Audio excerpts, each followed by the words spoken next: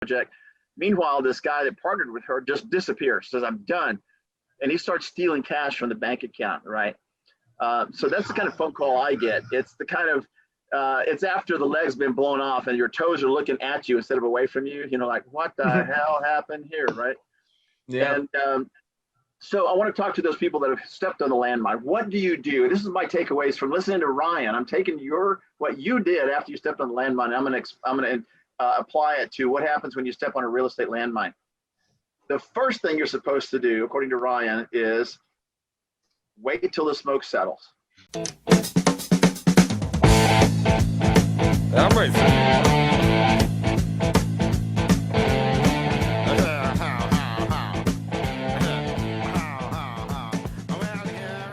real reason Ryan just gave us an excuse to do this. You know, Ryan was in Austin over the weekend.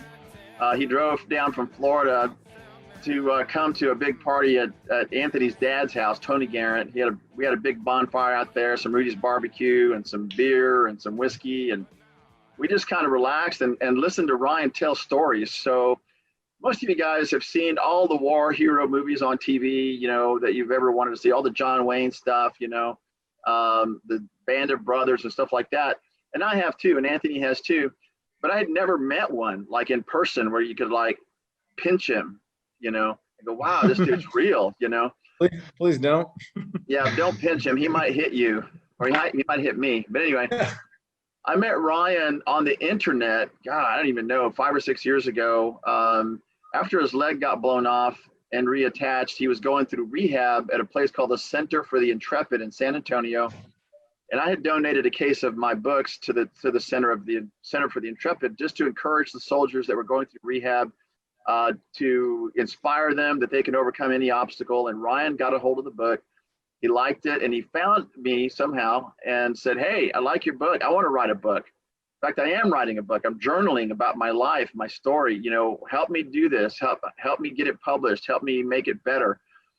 And so over the course of 5 or 6 years, we became good friends.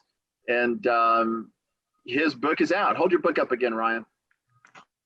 It is that guy. Tip of the Spear, because he is the tip of the spear.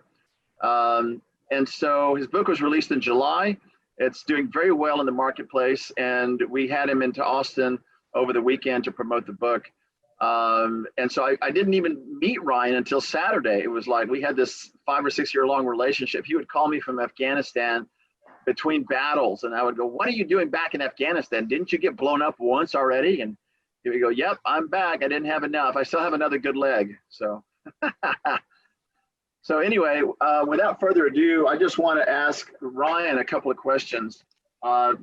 For those of you who have never had a chance to talk to a real live Green Beret who won the silver medal, now is a good chance to ask him whatever questions you want. But let's hear Yeah, I'm moderating questions down here. It looks like we got like 30 people, or well, about 20 or 30 people looking. So okay, if you guys got questions, you know, I'm moderating them over here just a little bit. Okay, so so the first question I have for Ryan, which is what everybody wants to hear, it's the cool story of how did your leg get blown off? Aren't you supposed to be finding bombs but not getting blown up? How did that happen?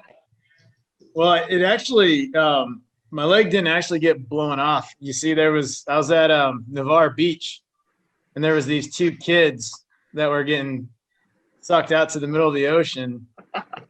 So I had to swim out there, and a shark got me by the leg. So I apologize to all the viewers that are here to hear a war story, but that's actually what happened. So.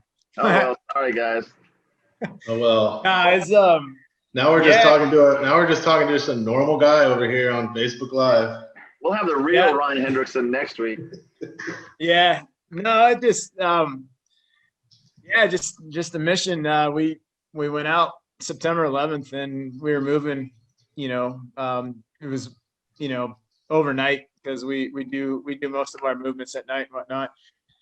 And you know, moved into September 12th, and it's getting 4 or 5 o'clock in the morning. Sun's starting to come up, and we had to get inside compounds because you don't want to be stuck out in the open when daybreak hits, because we own the night, but the Taliban are pretty good during the day, and we didn't want to fall into an ambush or anything like that.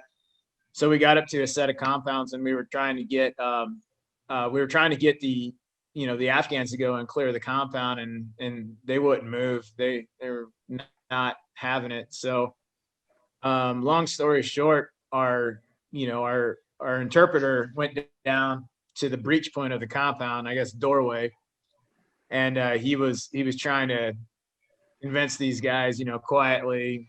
No one knows we're out there yet. Still pitch black, trying to convince these guys, let's go.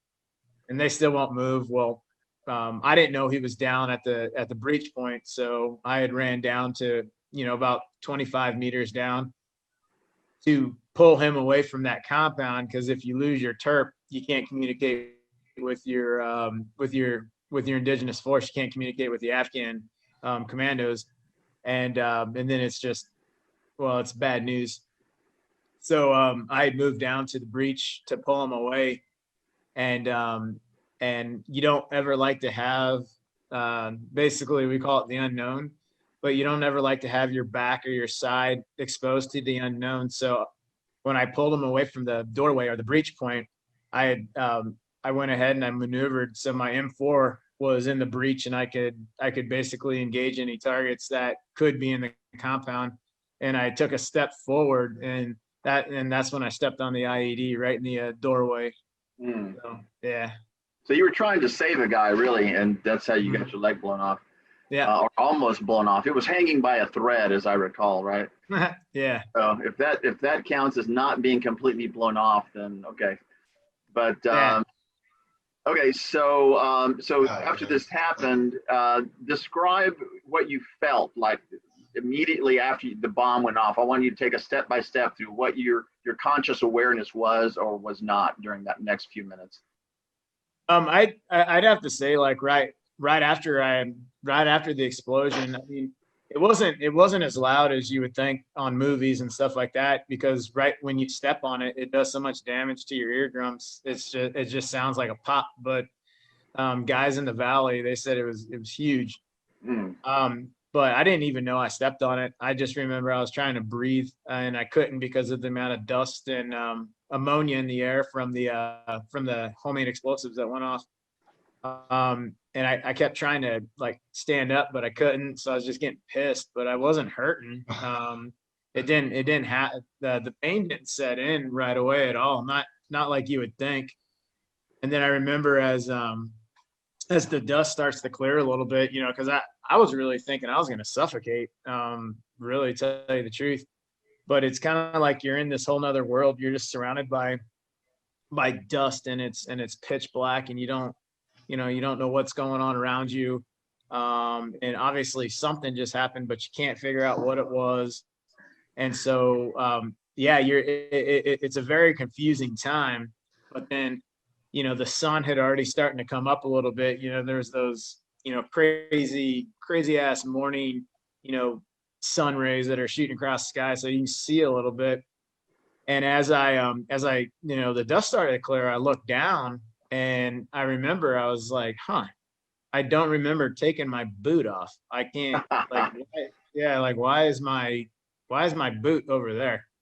And then as the dust cleared even more, I picked up behind my knee and I lifted my leg up, and my boot just basically flopped off to the side, and I could see my tib and my fib sticking out of my pant leg. Wow. And then when I actually realized what happened, it's like, oh shit, I just stepped on an IED. But it's like a kid, a kid will go and he'll wreck his bike, and the little dude's bleeding everywhere. And then he comes in, he's like, yeah, I got hurt, or I got a boo-boo or something like that. And you're like, and your reaction, or when he sees blood, that's when it kicks in, like, oh man, yeah, this is really bad. Well, it was kind of the same thing, except for I didn't really wreck my bike, but wrecked his leg. You had to stabilize your leg, like with your rifle. Was that what I heard you say when you were speaking on Saturday? Yeah. So basically, when I got hit, the Taliban, we could intercept their radio communications because they talk over FM freaks, and so we call it ICOM chatter. They use these radios called ICOM, and we can intercept their chatter. And they were, celebrating and all this stuff, and we're like, oh, okay. And then they said, hey, the Americans have to get their wounded, so we need to ambush them now.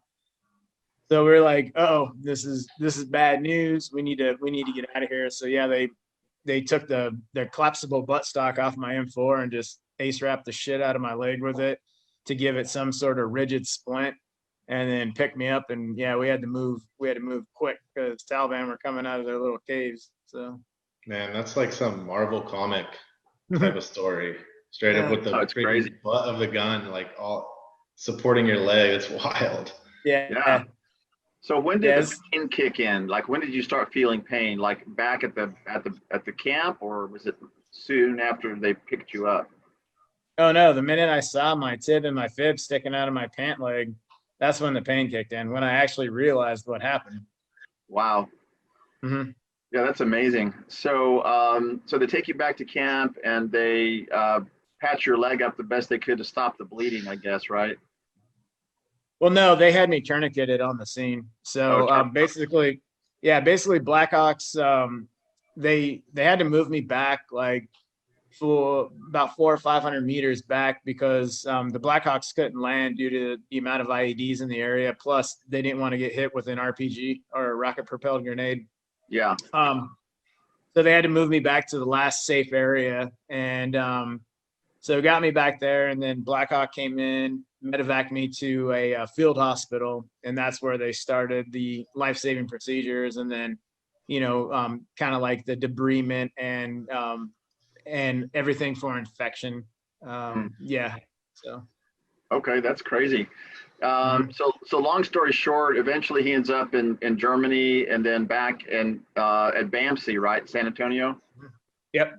Brooke Army Medical Center. And somebody wrote a note and put it on your chest before you ever arrived in Germany and the United States. What did that note say? Yeah, it was our senior medic, our 18 Delta, and he just wrote a note, said if you're reading this, you're alive. And so I thought that was pretty cool. Yeah. That's a good sign. If you're conscious and you read this, you're alive. Yay! Something to celebrate, man. Something to hold on to. Oh yeah. So you went through a full rehab. That had to take quite a while, right? A year or two. So having a leg reattached, you would assume it would take quite a while, but I think from flash to bang, I was, my rehab, I got blown up September 12th, 2010, and I went back to my unit November 2011 after having a leg. That's crazy. Yeah. Okay, so the question that everybody wants to know is, why in the hell did you go back? You already gave one leg for your country. You've got your whole life ahead of you. And what you guys may not know is he didn't just go back. He went back 6 times. And during one of those battles, he was awarded the Silver Star for bravery after his leg had already been blown off and reattached. So what in the world was going through your head? What made you want to go back to face these guys again? Because I wanted to kill him. Good answer. Good answer. Straight up. Wow. Yeah. That's like Anthony. Anthony has a I want to kill them story too. We're going to hear about that shortly. Yeah, but the difference is that I can't, And your leg wasn't blown off, so you don't have the same justification. Well, I guess if mine was, I would have the absolute same attitude. But it's a little bit different when you're like allowed to, I guess, per se. I think I'd wind up in prison here if I went with my wants here. I think so. I think that's I think so. Just wait. So if I run for president, it may be okay. Yeah, exactly. Unless I was with you, like we talked about hiring you to just stay in my garage. If I was with you, they'd be like, "Oh, all right." Yeah. Yeah. No, totally. So one of the things I asked Ryan, about why he went into the Green Berets, I'll let him answer the question, because he was in the Navy, the Air Force, and then he did the Blue to Green program. Ended up in the Army and in the Green Berets. So Ryan, tell us why you wanted to become a Green Beret, and specifically a bomb finder. Well, my MOS isn't technically a bomb finder. I'm an engineer. I'm a 18 Charlie, which is an engineer. So I wanted to be an explosives expert, but when you're in Afghanistan, the engineer, all of a sudden you're supposed to be the subject matter expert on finding IEDs, and it's like we don't really train on this, but I'll figure it out. And that's, yeah, it's a hell of a way to figure it out. But yeah, I mean, it's kind of one of those things, sink or swim. Hopefully you can swim. But I mean, why I wanted to be a Green Beret, I don't know. I think it was the challenge of everything. I was Navy and then Air Force, and then yeah, when I switched it over to the Army, it was basically yeah, it was a challenge. It was a job that you're not just a trigger puller, but you're also hearts and minds, force multiplier. You definitely, like, your impacts on the battlefield are, I think a Green Beret or an ODA, Operational Detachment Alpha, I think has the biggest impacts on the battlefield, because you're not just shooting dudes in the face, but you're doing the hearts and minds thing. You're gaining the trust of the villagers and stuff like that. And I think I really like that aspect of it, because pulling the trigger is easy. It's not, Okay. That was the nice politically correct answer, Ryan. Thank you. You get a badge for being so nice and gentlemanly and politically correct. Let me give you the answer that Ryan gives us when we're at happy hour and we've had a few drinks. I say, Ryan, why did you want to go? He might not even know what he's going to say. Into the Green Berets, and he said, so I could blow shit up. Well, I mean, that's part of the job, but that's why I became an 18 Charlie, but that's not why. Yeah. Like, why did you become an 18 Charlie? And because I wanted to blow shit up. Yeah. Okay. Maybe I didn't ask the right question then, because I don't know what the hell 18 Charlie is. Here's the deal. Next time I ask the question, I'll ask it properly. I just said, here's the deal, like Joe Biden. All right, here's the deal. I didn't even mean to say that. Oh, God. Anyways, yeah. What I took away from that, man, what the coolest thing ever is, after the night after you spoke in the morning, I was telling my wife all about all the stuff that you did, but a couple things stood out to me, obviously, but one thing was really cool is you guys, had helped them get, like, you kind of blew up these trenches with explosives so that you could get water into their crops. And yeah. Dan was like, man, you're feeding like generations of people just from doing that, just to kind of get like their kind of alliance and trust on things. So it's not, like Dan was saying, it's not all about just like pulling the trigger, or like you were saying, it's not all about just pulling the trigger and blowing shit up. It's hearts and minds, man. And you're trying to like turn people to help you guys and into what you need done. But I mean, essentially that's the reason why I came into the job, was because, like I said, I mean, there's so much more of an impact you can make on the battlefield that doesn't involve 5.56 right. And canoe and something. So had you been blowing people up and pulling the trigger before? No. When I went into SF, that was the first combat career field I was in the military. Because in the Navy, I was on a ship, and in the Air Force, I worked on the flight line. So no, that was the first combat MOS I ever had. So I want to talk some more about your rehab in the hospital. Of course, they have their protocols where they get you up every now and then, gradually, in a very slow process. So you don't hurt yourself and stuff like that. But Ryan was a little bit anxious to get out of that wheelchair and to see if he could walk. So Ryan, tell us about the goal that you set early on regarding your own rehab when you took measures into your own hands. Yeah, it's I mean, I wasn't really that user friendly for our nurses and stuff like that, but I had wanted to walk way before I think I was supposed to, like, literally maybe 2 or 3 months after having a leg reattached, or maybe it was 2 months, but I wanted to get up and walk. And there's, it's, I don't know, as you can imagine, you just had a leg reattached, so you're supposed to take it easy or something like that. I'm not really sure. So but there was this window, and we're on the 5th floor of the Brooks Army Medical Center, and there's this window that I wanted to get to, because I could wheel my wheelchair up to it, but I wanted to walk to this window and be able to look out, because you can see like the Tower of America and whatnot like that. And so one day, I mean, I was just like, I told my dad, I said, hey, I'm going to walk to that window. And my dad had said, well, I mean, we're already in a hospital, so if you hurt yourself, it's not like we have to go very far. It's like, okay, cool.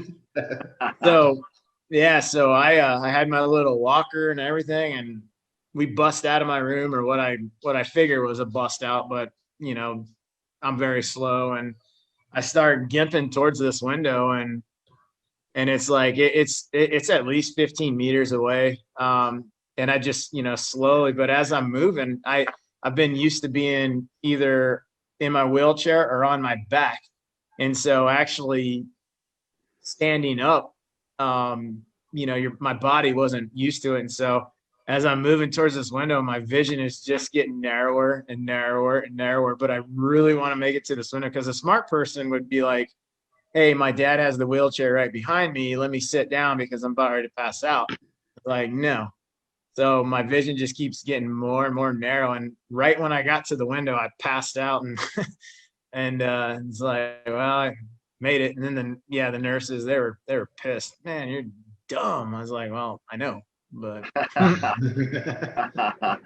oh well, man. I'm just gonna do what you're gonna do. Like, you're already in the hospital, like your dad said. Fuck it. Yeah. I mean, they caught me doing all kinds of stuff. I wheeled down to the little hospital gym. And unfortunately, I forgot, when you've been laying in a hospital bed for 2.5 months, you can't put, I was like, let me start easy. Let me do a warm up. I'll do the bar and 45 pounds on each side. Well, by the time they came and picked it up off my face, because I had passed out again, and they're just like, God, man, you're just stupid. It's like, I know. Wow. Yeah, that's pretty. Gotta get them reps in, man. Now, Ryan played with various titles to the book. He and I brainstormed some titles, and he brainstormed some titles with the publisher. I want to hear the alternate title that you came up with, Ryan. So I had there's a couple of them, but I really liked the title "Too Stupid to Quit," but they were like, no, we're not going to use that, because. What about just the tip?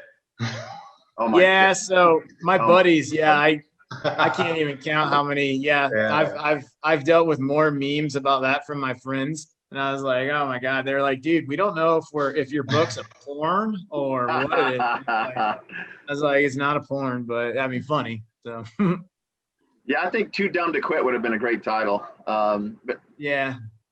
Tip of the Spear sounds like a movie, like you could turn that into a movie at some point. I immediately thought, I didn't even know that you were like an engineer hunting for stuff, like IEDs and explosives. But when I heard the name of the book, I was like, oh, a front man, like he's out in front for sure. Obviously it says it all in the title. I think the title is great, man.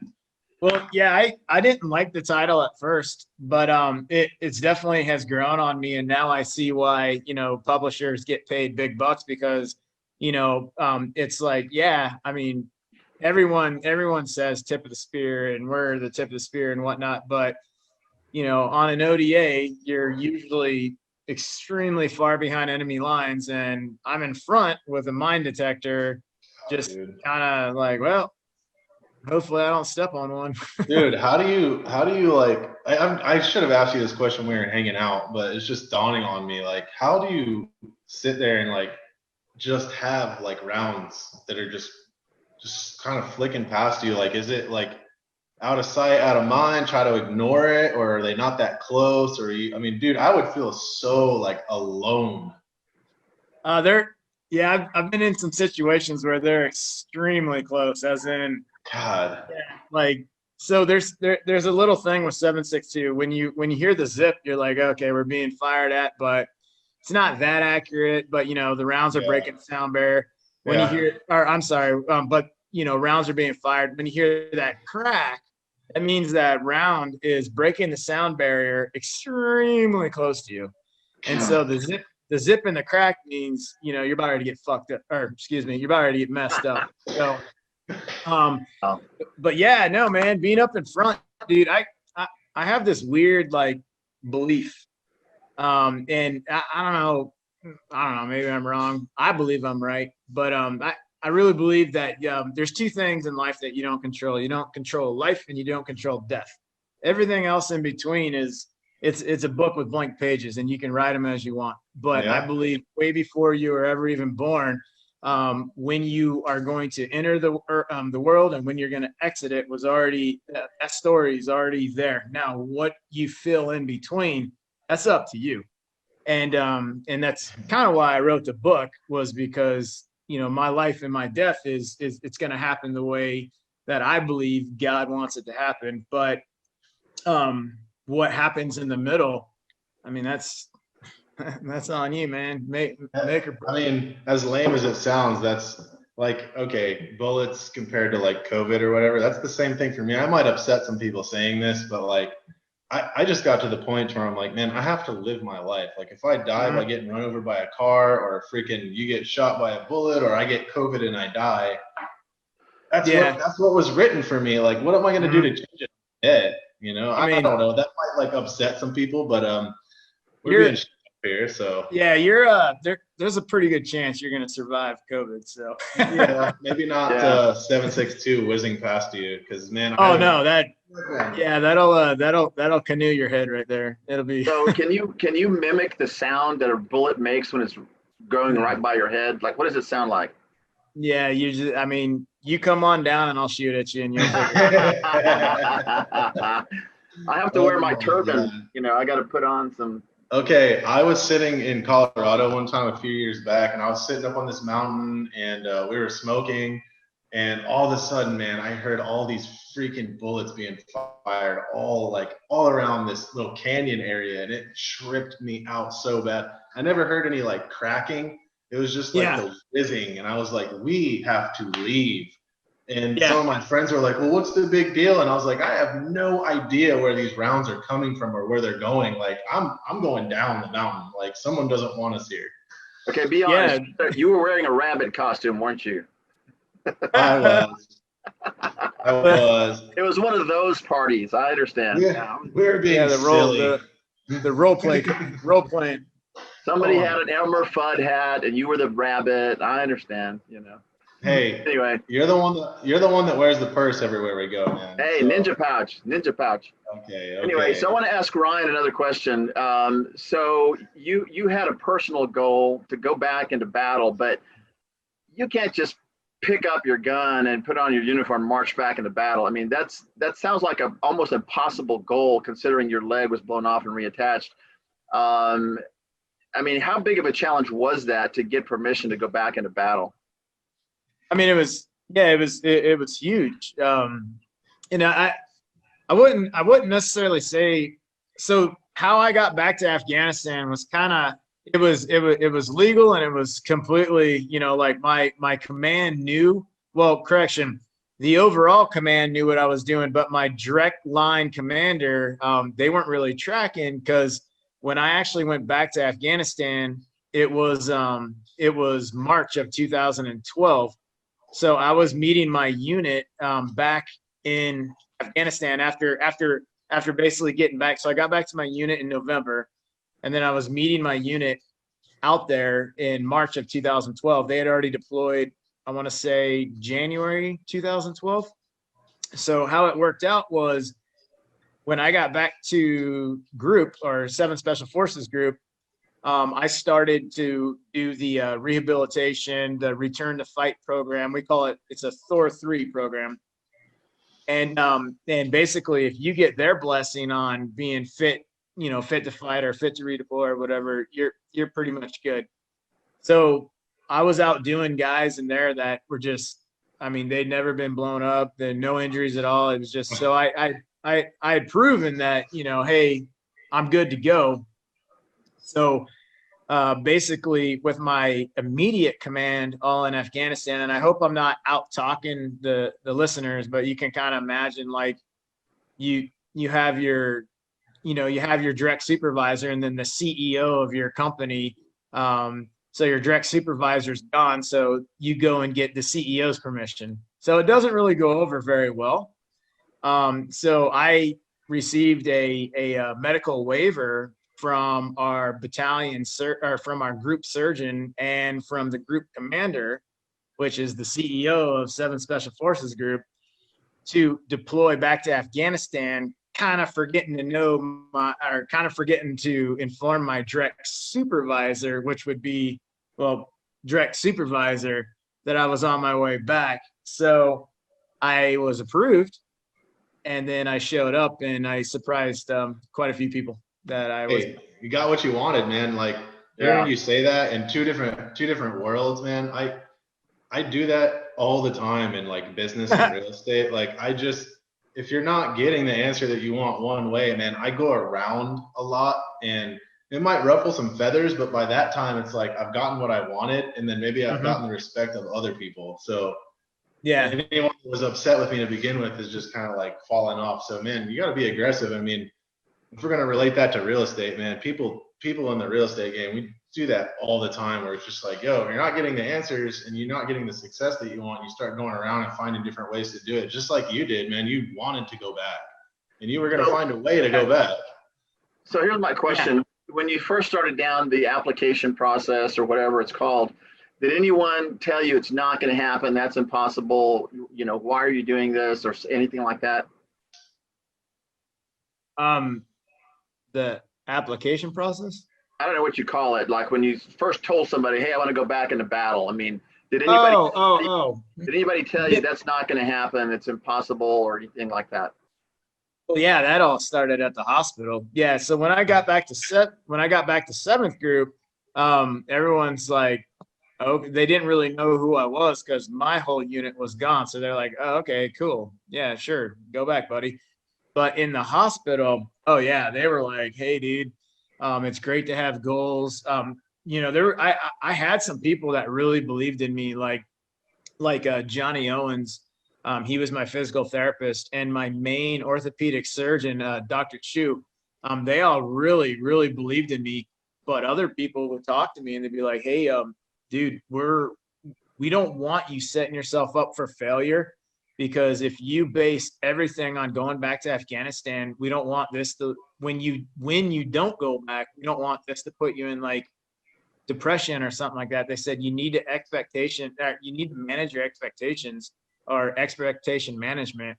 And because every time I'd go there, I was like, I'm going back to Afghanistan. People are like, oh yeah, okay, yeah. It's like, hey, I'm going back to war. Yeah, you are, buddy. It's almost like Make-A-Wish Foundation for Green Berets.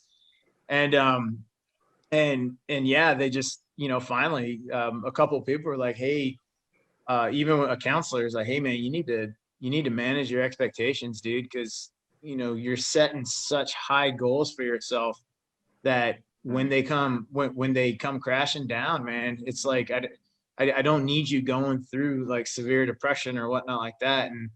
And so I was like, okay, yeah, that's probably wasn't even on your mind at all, man. No, yeah, it wasn't. That's what's interesting. I mean, people like you and like Anthony had a lot of people tell him at some point along the way, look, you know, your goals are too high. Relax. You serve your country. You got your leg blown off. You know, go get a desk job. Don't aim for the stars. You know, somebody told Anthony, I think it was his principal, Anthony, you're going to be dead or in jail before you reach the age of 21. And, you know, they mean well, but they're really kind of screwing with your head when they do that kind of stuff. They're basically saying, hey, why don't you be normal? Why don't you be the average? You know, Don't be a hero. What are you doing? Well, at the same time, I don't know that like you, it probably never screwed with your head. It really didn't screw with my head. I was like, it's like I don't even hear it, you know?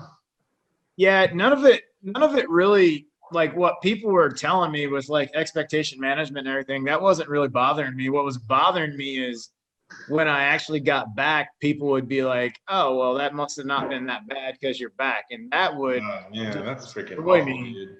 Yeah, it would just destroy me, because it's like you have no idea what I went through. But that's the thing, and you can't hold it against them because they have no idea. It's not their fault, you know. Haters gonna hate, man.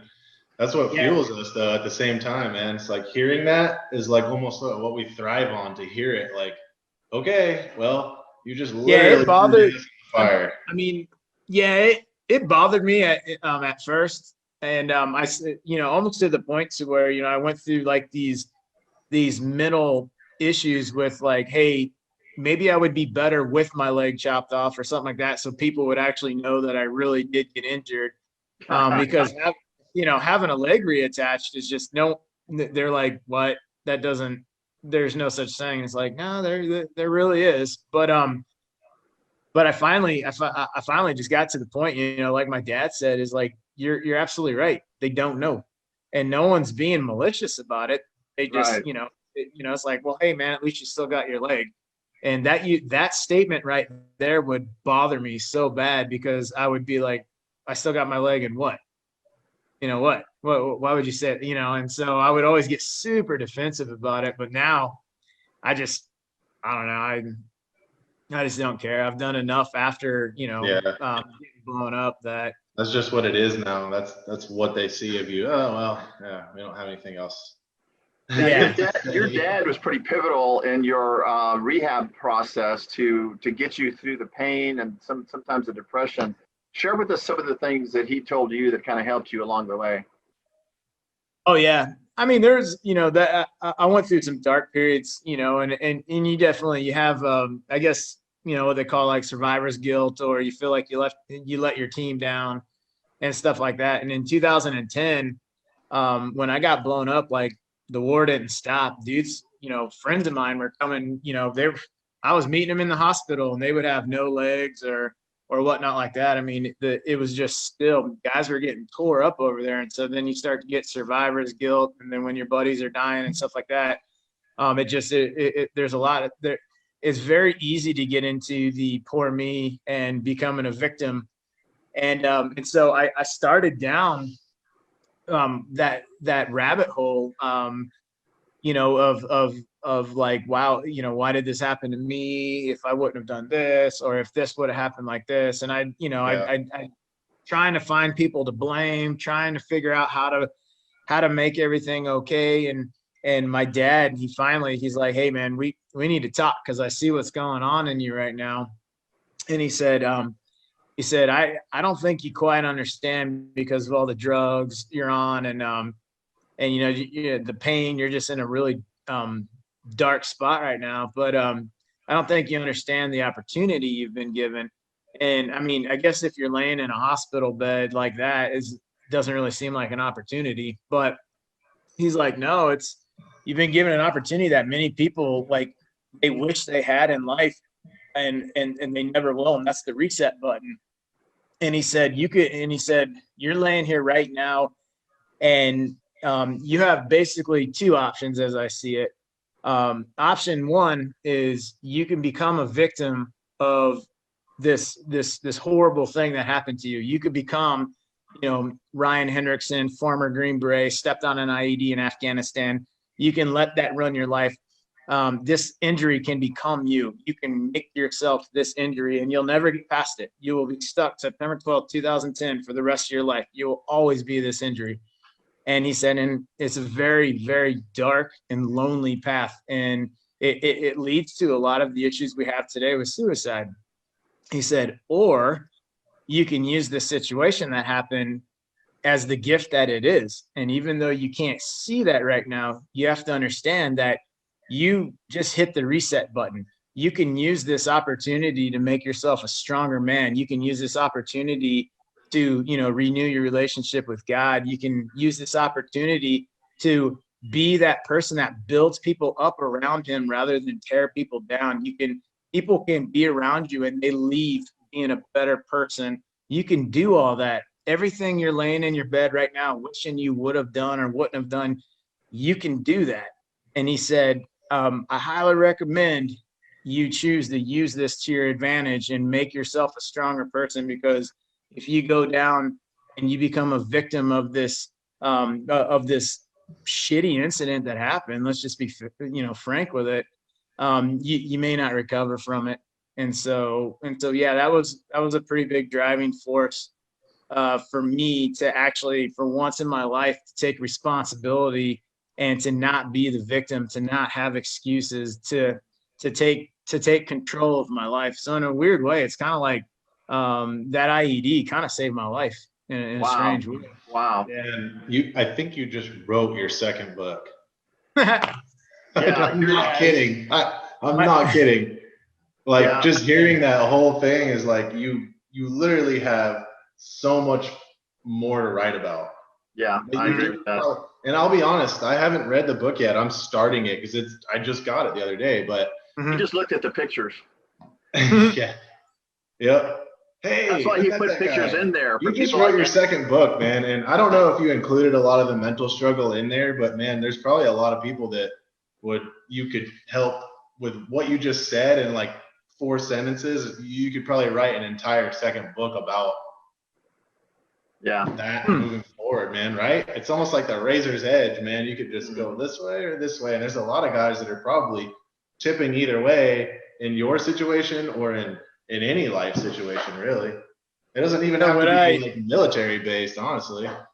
Do I have to pay you for that title, The Razor's Edge? Because that's badass. I'd probably end up having to pay Dan because he hosted this, and then I came up with it, and he came up with the headline or something. It's a group effort. Yeah, that's a pretty cool title right there. Because you're right. Which way are you gonna go? It takes a village. I love Ryan's dad. I've never met him. I've just read the book, and I've heard Ryan tell these stories. He sounds like an amazing guy. Sounds like he should have been a preacher. Oh, wait. He was a preacher in one life, right? Yeah. But super guy. So I want to draw some life lessons from some of the things that Ryan has been through and talk about how they apply to everyday life, because it's one thing to watch a soldier movie and see somebody get blown up and save somebody's life and win a medal. But the real question, I guess, that everybody has is, how does that apply to me? Mm-hmm. So Ryan, do you have any takeaways that you can share that you would you think somebody might use to help them in their life struggle? Well, yeah, I mean, I have a lot of takeaways. I definitely, it all depends on who you're talking to, but my overall thing is I don't know. You see it plaguing America today and whatnot like that. Just these entitled brats out there running around doing stuff, or like with Anthony, guys coming in, it's just like, well, I'm just gonna take this shit, it's mine now, and I think it's because a lot of what we're facing today is people forget that life is hard, and life is not easy, and life can be very ugly. Everybody thinks that they're entitled to this amazing life, or they're entitled to to nothing ever bad happening. And I think what really the way my story kind of goes is life will beat you down. it will, and it's basically you can become a victim of that beatdown. And that's what we're looking at today, is a lot of people, it's like, well, I'm this way because I grew up like this, or I'm this way because this happened to me. But like Anthony just said, he had some stuff happen to him where people invaded his privacy. Like, that's like, I can only imagine how pissed that I would be. And basically it's, he's not going to be a victim to those dudes. Or maybe it was a female, I don't know, but he's not going to be a victim to him. He's refusing to be a victim. And that's the part where most people, they're not getting it today, is it's so easy to be a victim. And we've actually made it extremely easy because almost everything in life is a hand-me-out now. Well, I deserve this because I'm a human being. You don't deserve shit, man. And believe it or not, no offense, but you're not special. Maybe you're special to your mom and dad, and that's great. You're a good little guy, but you're a human being just like everybody else. You're no better, no worse. And the superstar athletes and the movie stars and everything like that is like, you're not special, bro.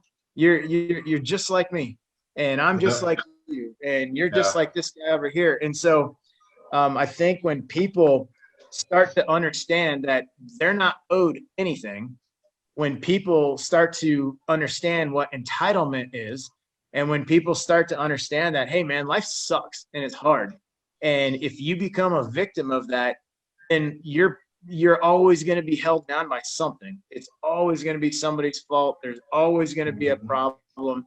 But the minute you understand that life is hard, and you take control of your life and you refuse to be a victim like you're doing, then all of a sudden, I'm not going to say that you're going to, you know, live on cloud nine, smoking a fat doobie and everything's going to be great, but you start to make sense of everything. Yeah. You start to understand that, hey man, I am part of something. I am not the something. I am a human being and I'm special in my own way, but I'm not, you know, I'm not entitled to anything. I'm just, you know, and so that's my thing, man. I just did a podcast about all that. As soon as my whole story, I won't go into it, but is the day that I started saying everything thus far is my fault. And I started blaming myself. And I said, I messed up all of this, everything from this point on, I take full responsibility for, man. That's when I had like just so much success in my life. And I've never looked back.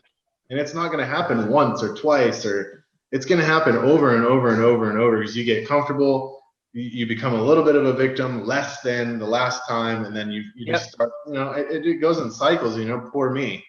I mean, look at me, like there's nothing that I can't do or buy or whatever, and I still get it, like, oh, boo-hoo. And you fall into it a little bit until you have something happen where you're like, no, you can't, you just got to keep going. But so, I think for your guys', you know, for everybody that's on this this interview or podcast or whatever this thing's called, for everyone's on here, I mean, one thing that you can easily take away from both Anthony and Dan is the fact that don't be scared of failure, because failure sets you up for success. And I think it was Jordan, and so I'm just going to go ahead and cite him because I'm pretty sure he said this, and I don't want to get sued. But he said, I've missed hundreds of game-winning shots, but the ones that I made were just amazing. And that's the thing. It's like, if you know, you're gonna come up short way more than you're gonna actually meet it. But when you actually do meet it, I mean, that's life, man. And that's what makes life so amazing. And I think you two guys are the epitome of that. I guarantee you, between the two of you guys have came up short thousands of times. But then Dan to turn $10,000 into what he did, you know, that was that one time. How many times did that not happen? But he kept going and kept going and kept going, because you don't become a victim of it. You don't accept it. You just keep moving, because failure is going to happen. And you take that and you make yourself stronger from it. And I think that's what all the listeners can really take away from, you know, you two guys, for sure, because you guys are living examples of it. And man, you should have been a preacher. The really successful dudes, they'll live like me, and I'm sure Dan too. I'm positive. I mean, everybody that I know that's super successful, man, is when you live in your uncomfortable zone. Oh man, it is so ridiculous. Like, you're just always like, I don't know. But those are the biggest strides, man. I'll give you guys a little something that we learned very quickly going through Special Forces training, and our instructor said it a lot, and it's so true for combat and just the harsh realities of Afghanistan. Is it says, and I mold my life after this, even though I like to complain a lot, but it is definitely become very comfortable being uncomfortable. Yep. I like that one. Yeah. Wow. Oh man, because when you're uncomfortable, you get to this point to where it's not really uncomfortable anymore. You know something is about to like blossom out of it. It's the weirdest thing, man. That's why I buy the smallest underwear I can find, actually. Good motto. Yeah, we used to say embrace the suck, but I think for, you know, that some people could take offense to that. So I'm like, all right, don't say that anymore. But it's in your book, so it's too late. Cat's out of the bag. Yeah. So I want to talk about real estate deals gone bad. There's a lot of real estate investors in here, and they're scratching their heads going, where's the real estate shit? You know, I didn't learn nothing. What's this old dude doing here? But Dan and I could roll anything into real estate. Yeah, so I'm going to do it right now. You know, when you're evaluating a real estate transaction, especially the size of deals that Anthony does, you know, $10 million deals, $20 million deals, everybody goes through the same analysis. They're trying to find guess what? They're trying to find the landmines, Ryan. That's the lingo that we use. Wow. Talk about it, you know, this looks like a good deal, right, Anthony? But where are the landmines? Because 99% of the deals out there suck. It takes, 1 out of every 100 maybe that's a home run deal for Anthony or a home run deal for me. So every real estate investor is looking for the same thing, and that's the landmines. Now, the problem is you don't always find the landmine until it's too late. Ryan, is that right? Yeah, so, you already stepped on it. Yeah. And that's when I get the phone calls. You can't even imagine the number of phone calls I've received from people saying, hey, Dan, I stepped on a landmine. And in fact, I just got a call last week from a lady who did a joint venture with a guy she never knew. She met him at a seminar, real estate seminar. He seemed like a nice guy at the time. He was going to manage the rehab. She was going to do the funding. She invested over $300,000 of her own cash, right? And you can just let your imagination run wild. Anthony's going, oh my God. Yeah, I know. And her name's not on title. Yeah, that's the first landmine. The second landmine is this guy had never flipped a house before. So he's hiring all the wrong subs. The subs are making horrific mistakes. They're firing subs left and right. She has to fly down from Canada and to San Antonio and find the good subcontractor to finish the project. Meanwhile, this guy that partnered with her just disappears, says, I'm done. And he starts stealing cash from the bank account, right? So that's the kind of phone call I get. It's the kind of, it's after the leg's been blown off and your toes are looking at you instead of away from you, like, what the hell happened here, right? Yeah. And so I want to talk to those people that have stepped on the landmine. What do you do? This is my takeaways from listening to Ryan. I'm taking what you did after you stepped on the landmine. I'm going to apply it to what happens when you step on a real estate landmine. The first thing you're supposed to do, according to Ryan, is wait till the smoke settles. Take a deep breath. Wait till the smoke settles. You don't even know what happened. Like, what the hell just happened? This guy disappeared and he took all my money? Did that really happen? Are those really my bones sticking out of my leg? What the hell? The second thing you do is you dust yourself off. Look around. Assess the damage. Is that my toes looking back at me? That's not supposed to be right. Are those bones sticking out of my pants? The next thing you do is you call for help. Ryan skipped that part, but I'm sure he was hollering, hey, I'm over here. Right. He was probably dead silent, like, shh. Oh, that's right. He had to whisper because he didn't want the Taliban to find him. I think my leg's fucked. Please. Oh, help me. Anyway. Yeah, I forgot of the loud explosion that everybody could. Yeah. Anyway, so when you call for help, that's when you call the legal experts and the financial experts and go, okay, look, I'm in a bad situation here. What can I do? The next thing you got to do is what Ryan did, which is let the experts do their job. Just relax. You're not the doctor. You're not the medic. You're not the physical therapist. Let them do their job. And after the bleeding stops, after the doctors have done their part, don't just lay there. Right, Ryan? Get up and try again. Get up and do something. Don't think this is your last hurrah. Don't let that be your last real estate deal. Don't say, I'm done with real estate. I'm going to go work at Starbucks. There's other battles out there to be won, to be fought and won. So don't just lay there. The next thing that you're not supposed to do, which Ryan eloquently shared with us, is don't wallow in self-pity. Don't say, oh my God, I just lost $300,000. That was my life savings. It might have been your life savings, but Ryan lost his leg and his dad's like, hey, you know what? Life sucks. Get over it. Don't become the victim. Don't become the problem. Let the problem become the opportunity to hit the reset button, to make changes in your life, to become a new person. The next thing I love about what Ryan did was he made himself a short-term achievable goal. Short-term achievable goal. What was it? Get to that window. I'm going to get to that damn window if it kills me. And he had an ally. He had a buddy who was going, okay, what's the worst that can happen? You're in a hospital. If you hurt yourself, here you are, So everybody needs a wingman. Anthony's my wingman. When I'm down, I call Anthony. When Anthony gets robbed, he calls me. Or when his neighbor won't let him build a fence up to the property line, he calls me. Look at what my neighbor's doing today. Jeez. Everybody needs a wingman like Ryan's dad. What a guy. What an incredible guy. I think we need to interview him at some point, by the way. So surround yourself with people who love you and support you and who will encourage you to do the impossible. Yes, I can reach that window. I'm not supposed to. Everybody says I'm stupid. Don't do it. In fact, don't even tell them. Just do it. Get up and do it. Prove it to yourself. You're not trying to prove it to anybody else. You're trying to prove it to yourself, right? And then the third thing, or the next thing, is what Winston Churchill said, which is never give up, never, never, never, never give up. I'm sure that's a motto that Ryan's heard before in the Army. Keep on pushing through the pain. Nothing that Ryan did during rehab was pain-free, but you have to keep pushing through the pain. It sucks, but you have to keep moving. And then the next thing that I love about what Ryan did is he set himself an impossible goal, a big goal, hairy, nasty, what the hell are you doing? Impossible goal. I want to go back into battle. You just lost your leg. It was reattached. They're smiling at Ryan and going, oh, that's so sweet. Oh my God, what a nice soldier. Pat him on the head. You know, here's your medal. Just relax. Here's some soup. You know, here's your desk job. Get over it, mofo. You're never going back into battle. Don't set goals too high. You're just going to set yourself up for failure. You're just going to be depressed again. Nobody's going to fault you for taking a desk job. What are you doing? Anthony, you're homeless, mofo. What makes you think you can be a millionaire one day and build your own shop with $100,000 cash? Are you out of your mind? Who do you think you are? Look at you. You look like a homeless person. He walks into my office the first time I met him. I thought he was delivering a pizza.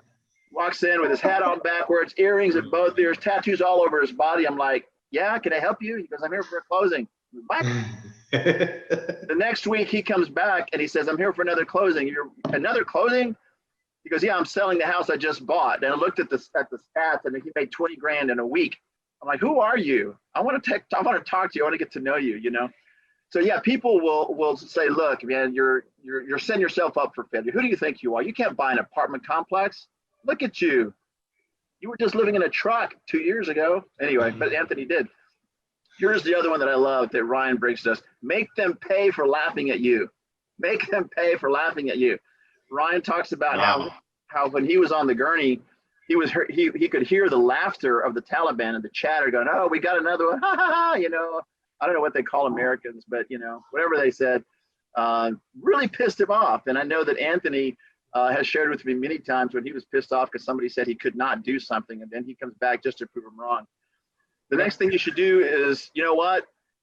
Accept the honors and the rewards life gives you with a grateful heart. Accept them. You earned them. Be thankful for them. Embrace them.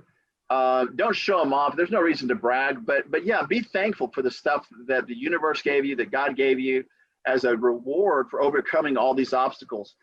Some of them may be tangible rewards, like a nice shop or some nice cars, some nice toys. Some of them may be in the form of medals that are very rare and hard to achieve. Some of them might be just being surrounded by your family and a dad that's unbelievably incredible.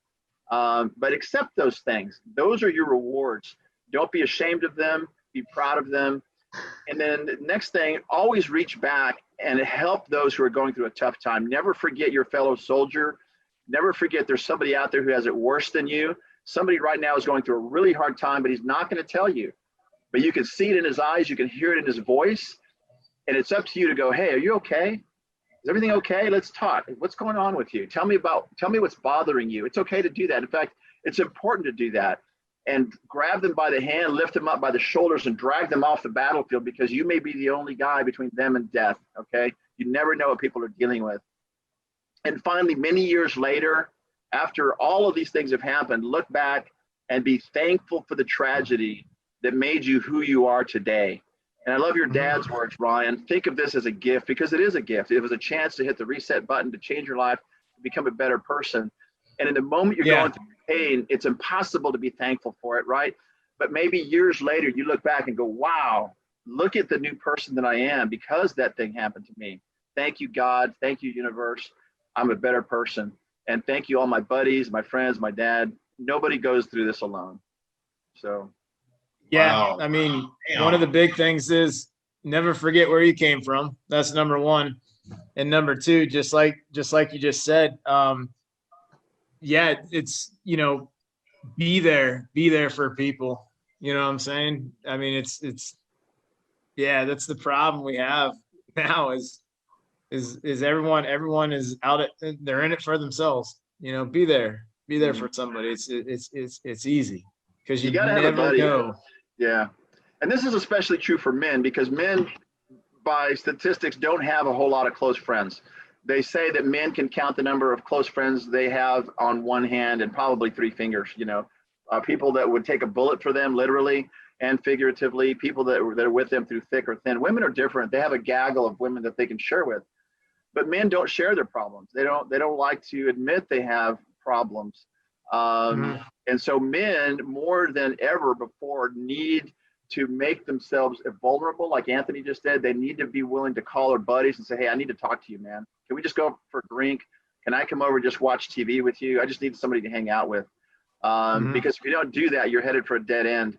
And I'm very, very thankful for all the brothers that I have, all the friends that I have that have helped me through some dark times. And Ryan, I'm sure you'd say the same thing.